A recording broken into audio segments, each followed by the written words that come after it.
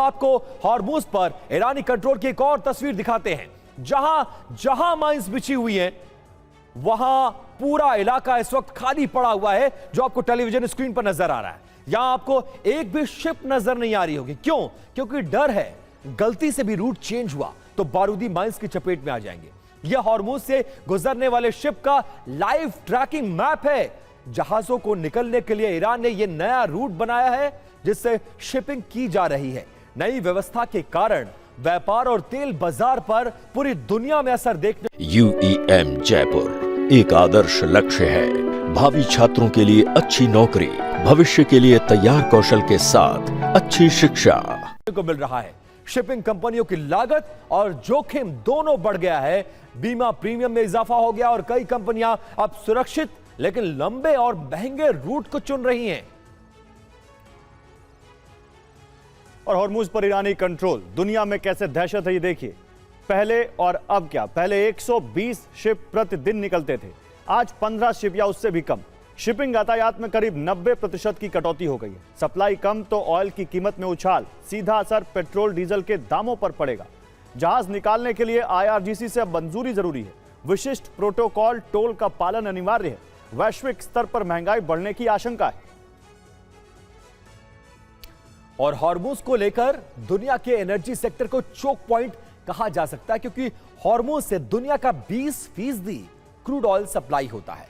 Hormuz के बंद होने से प्रतिदिन 2 करोड़ बैरल से अधिक तेल की जो आपूर्ति है वो पूरी तरह से ठप हो गई है, जिससे तेल की कीमतों में बहुत ज्यादा बढ़ोतरी हो रही है। और आपको बता दें कि हॉर्मुज से निकलने वाले क्रूड ऑयल की 85% सप्लाई एशिया के देशों को होती है। भारत जो अपनी जरूरत का लगभग 85% क्रूड ऑयल आयात करता है। ट्रंप ने इस बीच हॉर्मुज को खुलवाने के लिए ईरान को पाषाण युग में ढकेलने की धमकी दे दी थी, लेकिन जब हॉर्मुज खोलने पर बात आई तो यह टोल नाका बनकर खुला और इससे ट्रंप की हार बताई जा रही है। कुछ जहाजों से डिजिटल करेंसी जैसे बिटकॉइन या दूसरे क्रिप्टो की फीस मांगी जा रही है। यह कदम पारंपरिक बैंकिंग सिस्टम और प्रतिबंधों से बचने के लिए उठाया माना जा रहा है। और हॉर्मुज में बारूदी सुरंगों से खतरा, बड़ी खबर, चपेट में आ सकते हैं गुजरने वाले जहाज। ईरान ने बारूदी सुरंगों को नहीं निकाला। ईरान के रवैये से अमेरिका नाराज है। एक्सियोस के हवाले से यह खबर।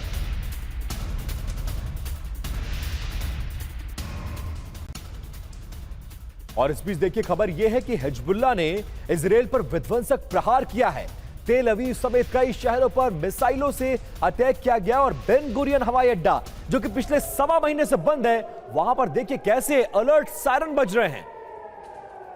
ये तेल अवीव का बेन गुरियन हवाई अड्डा इजराइल पर विध्वंसक मिसाइलों से प्रहार कर रहा है हिजबुल्लाह। और इजराइल के हाइफा में लगातार अटैक कर रहा है ईरान। विध्वंसक हमला किया गया है। हिजबुल्लाह ने, ईरान ने, हिजबुल्लाह ने इजराइल पर 4 रॉकेट दागे। हिजबुल्लाह ने 24 घंटों में इजराइल पर 30 से ज्यादा हमले किए। तो हाइफा में पहले जब युद्ध चल रहा था तब ईरान ने भी अटैक किया था, लेकिन अब हिजबुल्लाह हाइफा में अटैक कर रहा है और 4 रॉकेट दागे उसने। और सीज फायर पर वार्ता से पहले मुज्तबा का संदेश सामने आ गया है। ईरान युद्ध नहीं चाहता लेकिन अधिकार अपना नहीं छोड़ेगा। यह ट्रंप के लिए एक बहुत बड़ा अल्टीमेटम है।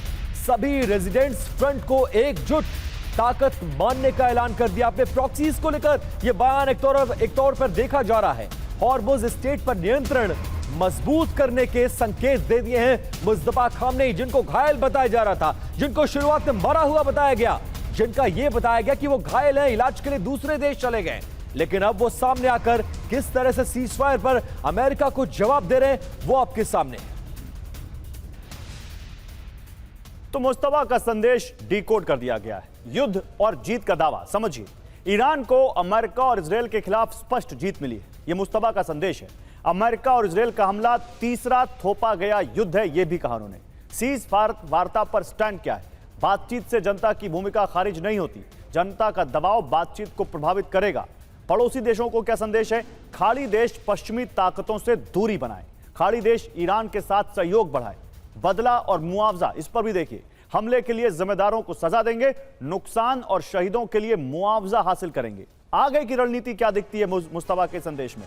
ईरान अपने हक को छोड़ने के लिए तैयार नहीं है। ईरान अपने समर्थक समूहों को एक मानता है। और इधर देखिए, खबर यह है कि इजराइल हिजबुल्लाह का नामो निशान तक मिटा देना चाहता है। दक्षिणी लेबनान पर इजराइल का पूरा फोकस है। आगे भी कई घातक हमले होते रहेंगे।